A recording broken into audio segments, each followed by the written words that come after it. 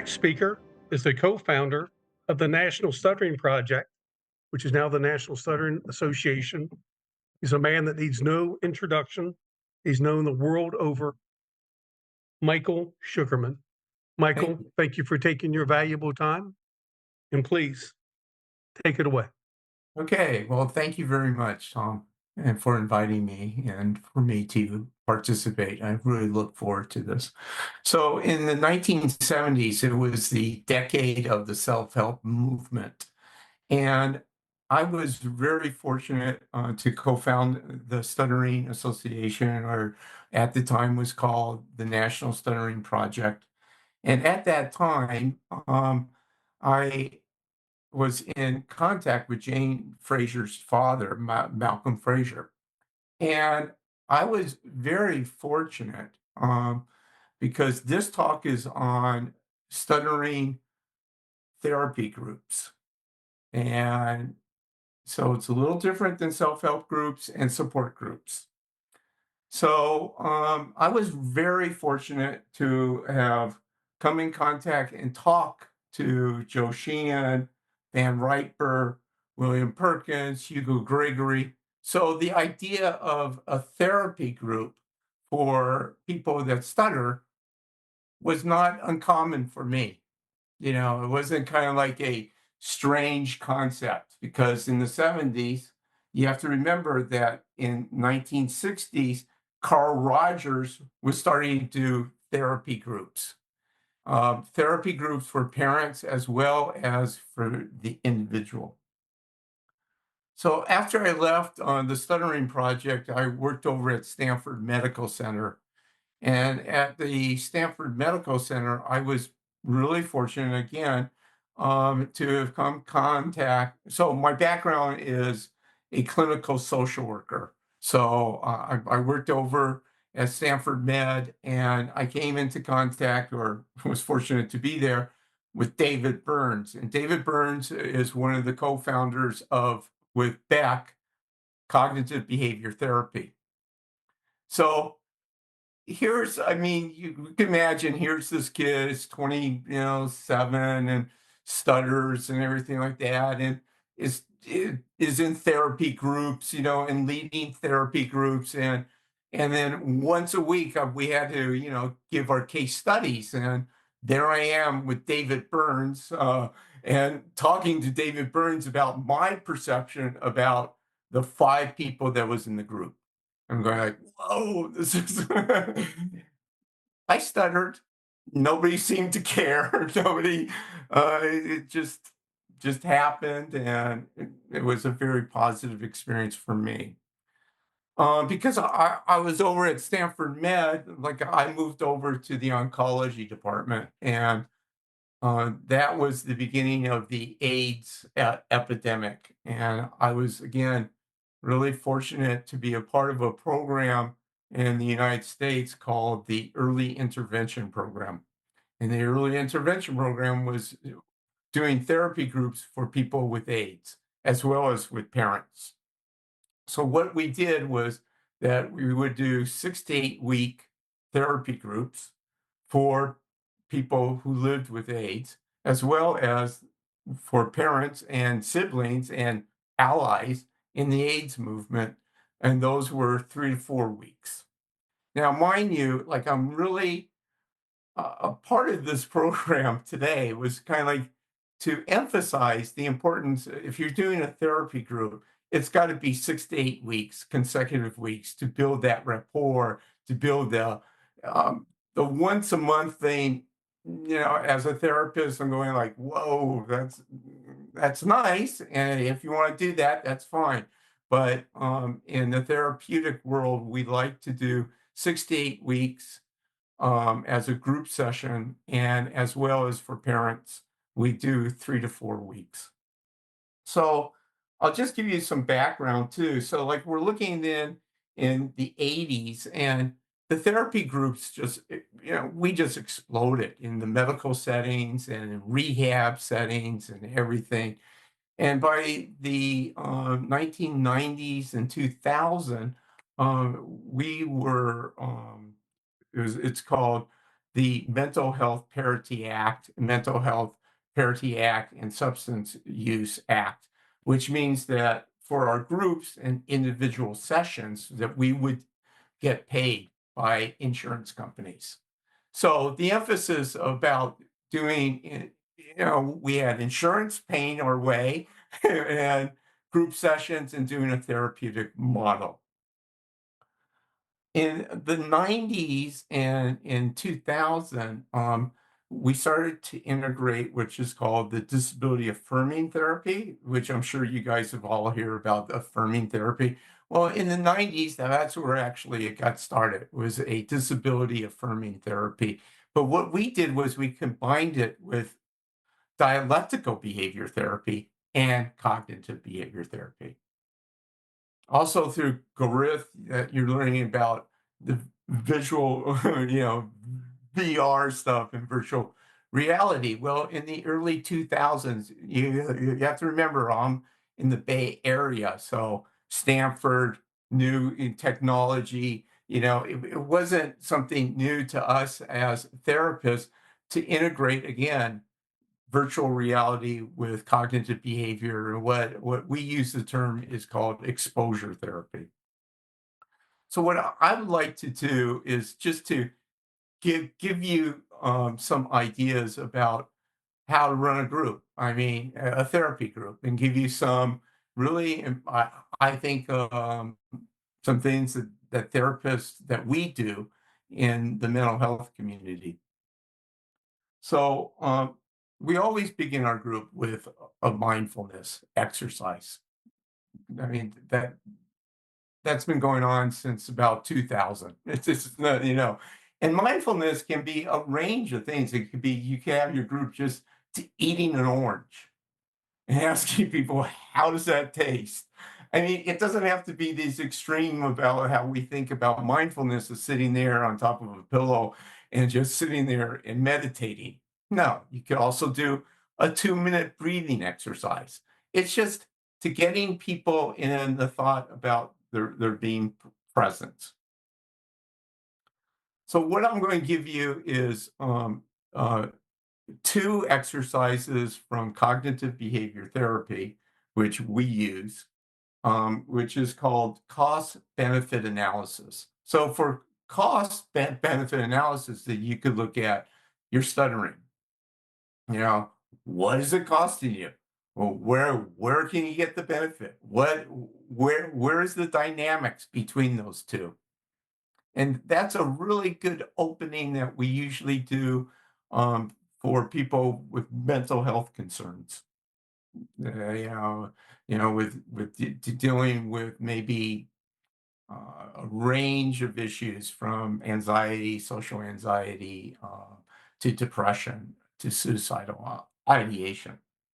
So we looked at the cost benefit analysis about, so people usually talk about that again. So our sessions are 90 minutes. So about time wise, as a trained therapist, that of how much time you have, and like you get to know, of how to cut off and how to extend people. The second exercise from cognitive behavior therapy is called positive reframing. And positive reframing is a term that we use, simply, teaching people how, after they stutter, what effect they have and what is the positive that came out of that. Well, I did stutter, and this is what happened, and but the next time I could go back, and what's the positive? Because what you did was you tried out something new and you've done it. So positive reframing is a very um, really a skill that we've learned through cognitive behavior therapy that seems to be very positive for our clients. And since stuttering, there's a anxiety is huge within the stuttering community, as well as social anxiety. So we have to spin that a little bit. And as a trained therapist, you'll learn through your group of what would be appropriate to do and how to do positive reframing and cognitive reframing or exposure therapy. Now come to a certain other field that is very familiar to us is called dialectical behavior therapy. And I know it's still fairly new to the stuttering therapist, but it's been around since the 90s. So for us in the mental health community, it's a really good access point. We have an exercise called radical acceptance, and you've probably read about, the people are starting to use that. Actually, in the stuttering world, that I see the term radical acceptance, I go, whoa, whoa, whoa, that's dialectical behavior therapy, and it takes about 2 weeks to more to actually to understand the concept and to learn it and to process it. Um, it's a very interesting concept, Tom, and the group is because after we stutter, we come back and did we accept that situation?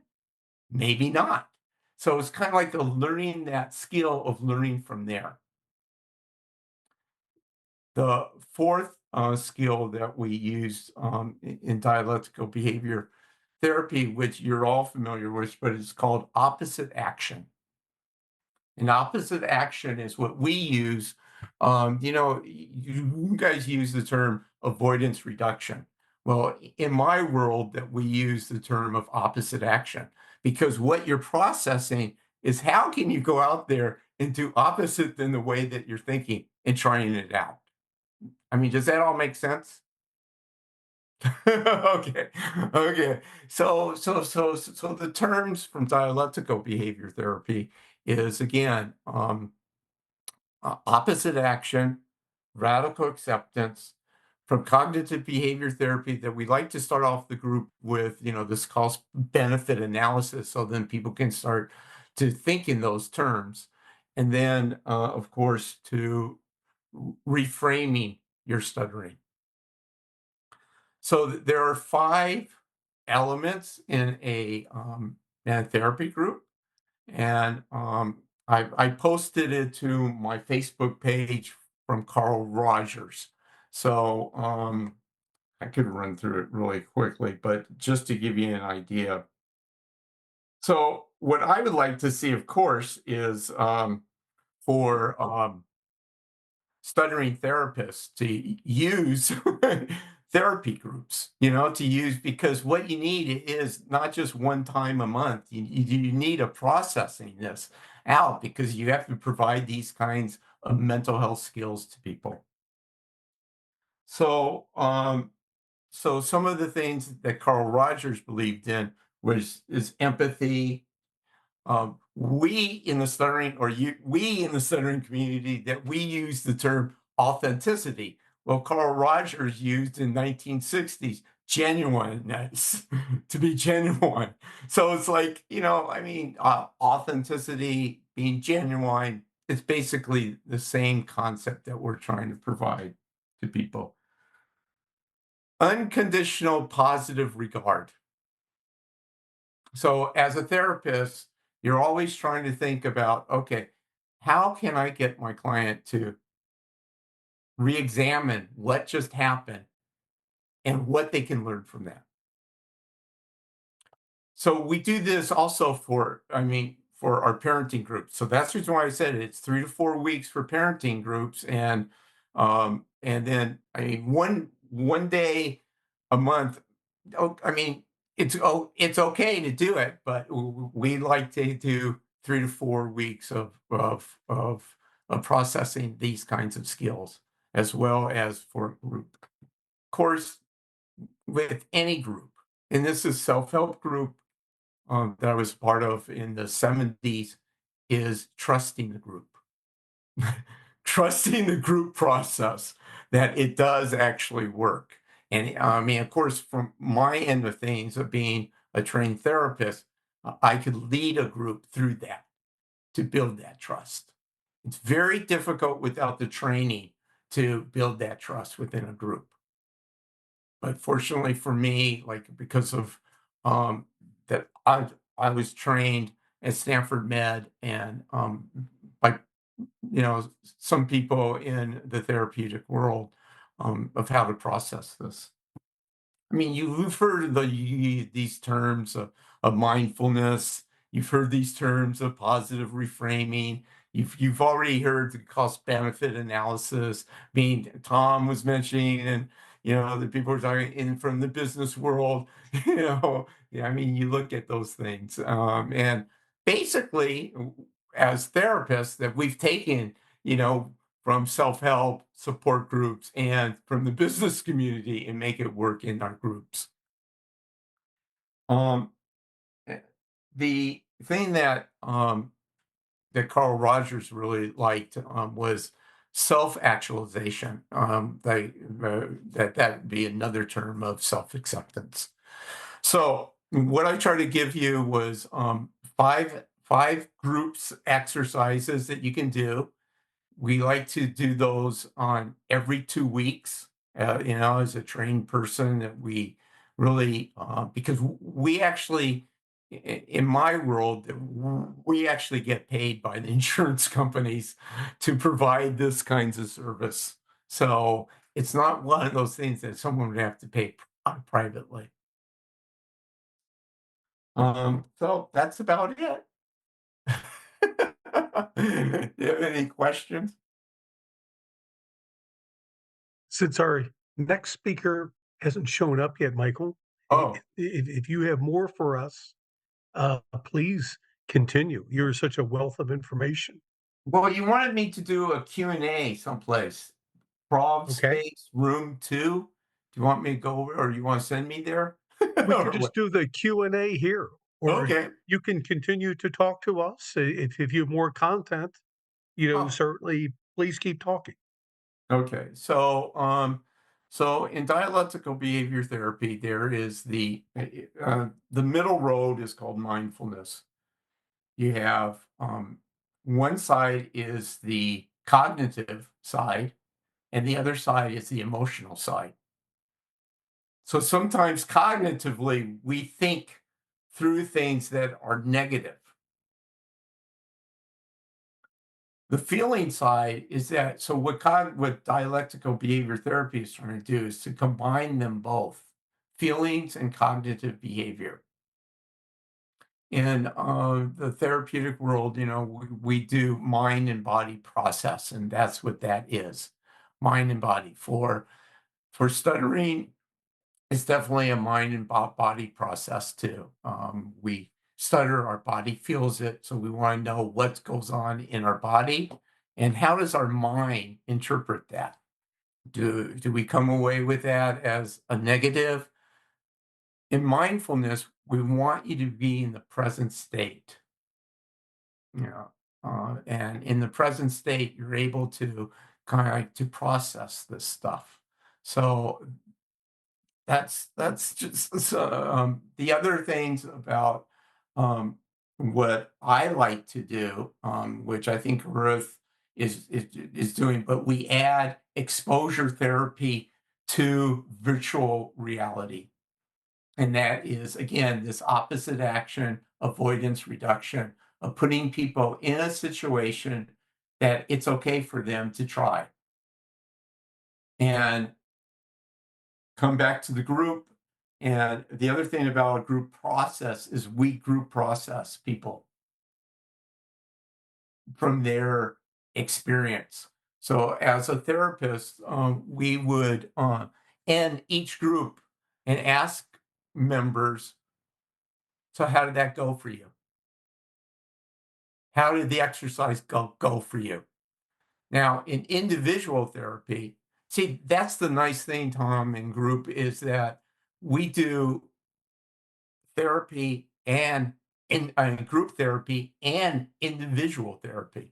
So we do a combination in this one-stop shop, so to speak. They're in the clinic Wednesdays from 1 to 2:30 or 1 to 3 is group work. Either I do a cognitive behavior therapy group, or I do a dialectical behavior therapy group.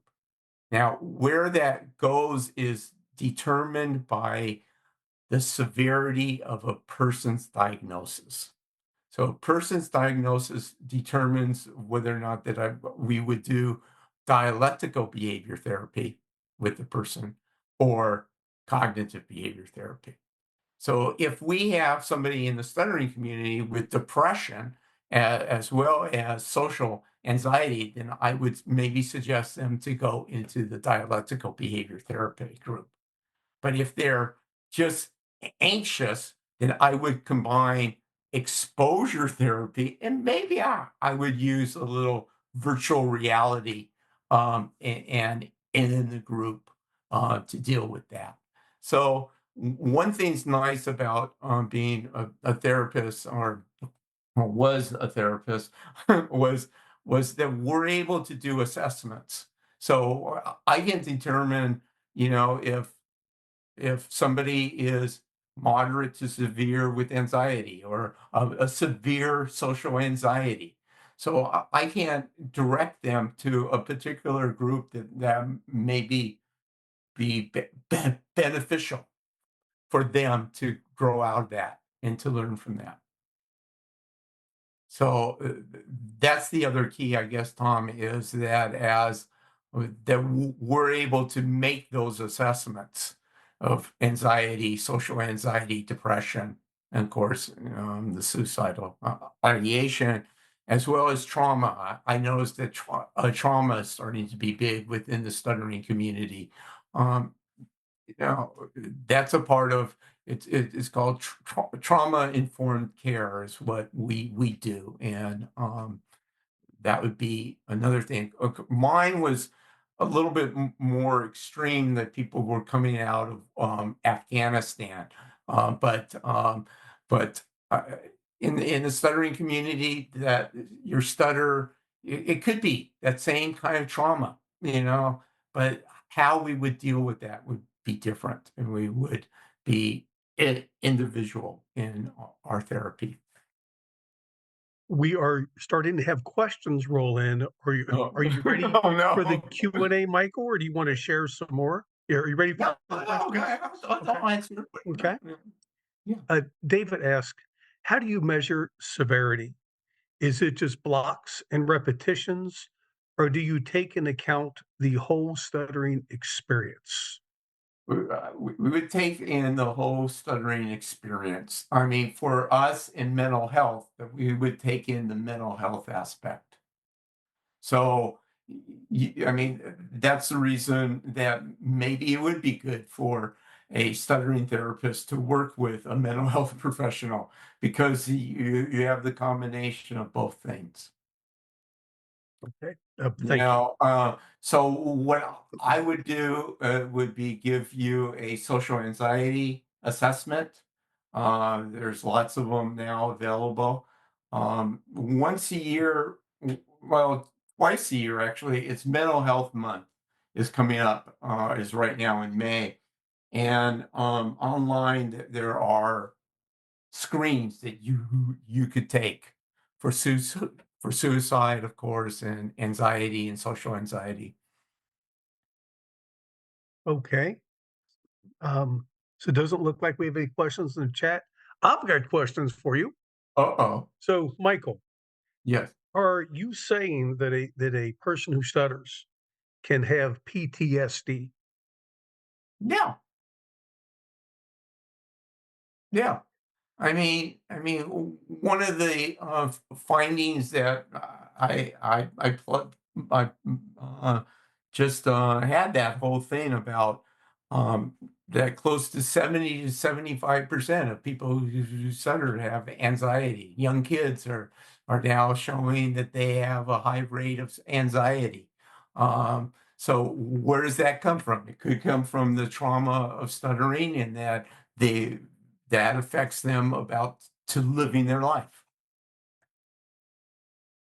So post-traumatic stress disorder, it's, you definitely want to have a skilled therapist in working with that. Okay, okay. We Does that answer that one? yes. Yes, you did. Thank you. Thank you. Let me check to see if we have another question. Okay. Yes, we do. Okay, so given the lack of trained mental health professionals who know stuttering, is it exciting that 8 million people who stutter can potentially benefit from programmable AI robots or apps who can help treat stuttering more effectively? And then the second part is, given the huge need, people who stutter can potentially benefit greatly if done right. So, how do you see people who stutter benefiting from treatment from AI or Well, that's apps? interesting because AI is not used that dramatically in mental health. It's used more and more so in support groups as robots are being used for self-help and support groups. We still want somebody to be talking to a therapist. Now, about the stuttering, that's always been since 1990 since brought it up about, oh, but how does a mental health professional know about stuttering? You know, how did I know about AIDS? How did I know about cancer? I mean, the stuttering community is really interesting because only people who stutter can understand somebody who stutters. I mean, yeah, I'm there as a professional and I'm there for as a mental health professional. So, you know, I think that I can understand because again, you have to remember that in the 90s we started to disability affirming therapy. So actually, Tom, just for or the group to know is the American Psychological Association has added speech as a part of the disability that we've now arranged for American Psychological Association to see people with speech disorders. Excellent, excellent. Not to say that we're going to take jobs away from the SLPs, you know. Right, I'm just saying it's more of a coordinated effort and right. collaboration. Okay, fantastic. I've got another question. Okay, Okay. you had talked about opposite therapy. So Oppo simplistically, opposite action. okay, so opposite action. To explain that simplistically, would I be correct if I said, okay, instead of avoidance reduction, I will be a risk taker? Well, yeah, that'd be fine. Okay, However, the nice thing about when we do it in a group is that you have an exercise. So, like, you write it down about what you just did and how you felt about it. And then what was the result? Was it positive, negative, and how would you do it differently? So you remember when I gave those exercises, those are all group exercises. So everybody gets, a sheet. And that's the reason why we do it 2 weeks at a time, because it takes time, like you said, risk taking. Well, risk taking, okay, yeah, take a risk, but what is your process in taking that and doing the opposite action? okay. So we have someone, thank you for that response. We have a question from Rick, and he wants to ask it live. Okay. Yes, thank you, Michael. This is Rick. We met 20 years ago. Yeah. Hi. So yeah, hi. So thank you so much for your encouragement over the years. So, my question is, are you concerned? Since we talk about therapy, right? Yeah. Are you concerned that that the NSA is led by SLPs, therapists who stutter? Is there a conflict of interest? And because now the NSA is very successful. I know you're the co-founder, so Mhm. Are you concerned at all that that the focus is on you know training SLPs and then on the family, which is great, but it's increasingly led by SLPs. They are people who stutter, but they're SLPs who stutter, and then so basically they will do whatever action wants, and then our rights are not protected, and then there's a conflict of interest, right?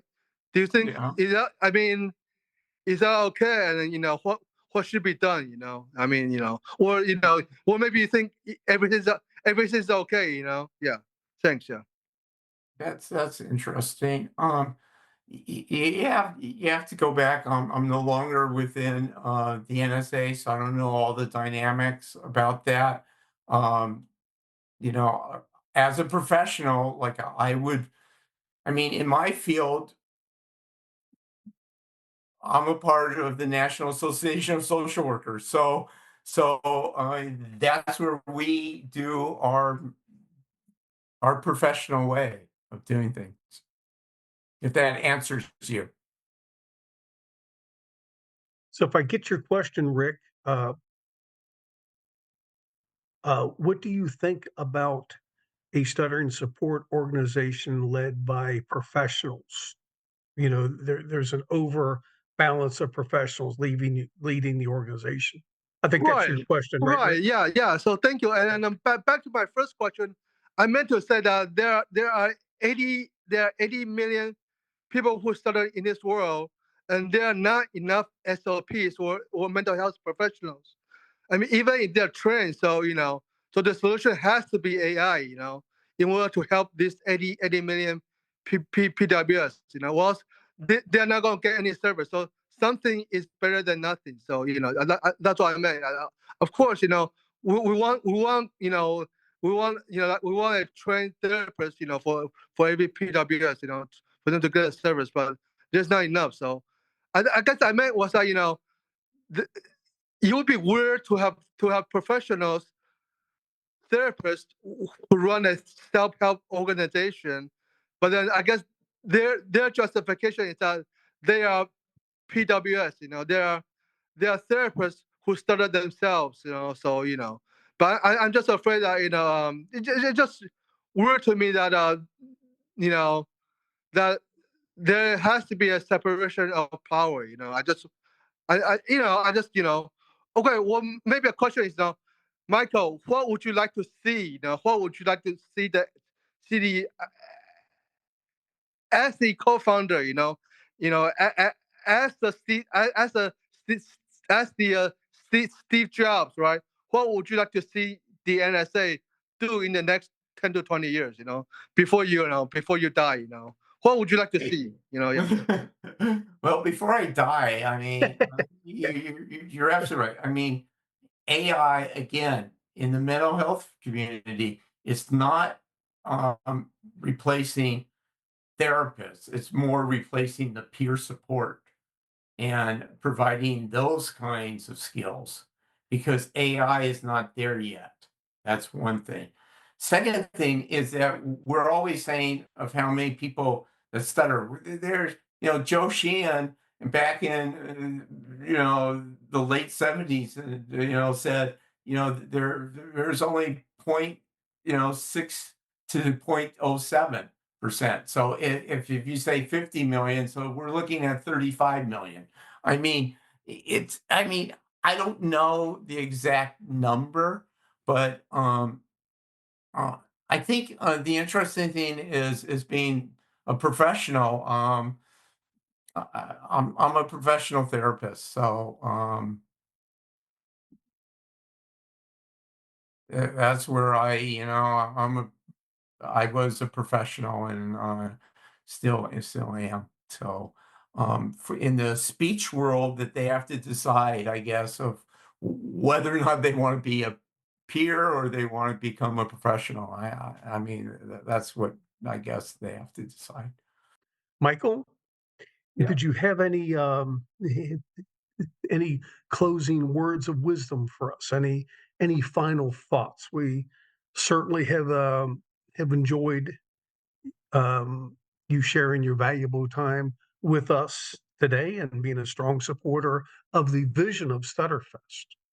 Yes. Of course. I mean, this has just been it's so exciting to see that people are coming out and sharing their stories. I mean, that's been probably one of the things from way back from the NSP from the 70s.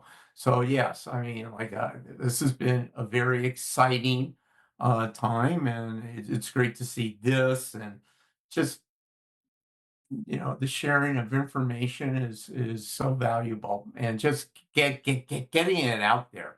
I think that's really important. And the one thing that I want to share is that I think that professionals, when they're doing groups, I mean, I like to see them doing more 6 to 8 week groups, and for people who stutter, and because that's how we do it in mental health, and in mental health and American Psychological Association, NASW, we all do this in the therapeutic community. So I want them to join in the therapeutic community, and go 6 to 8 weeks for individual, and 3 to 4 weeks for parents. That's how it is.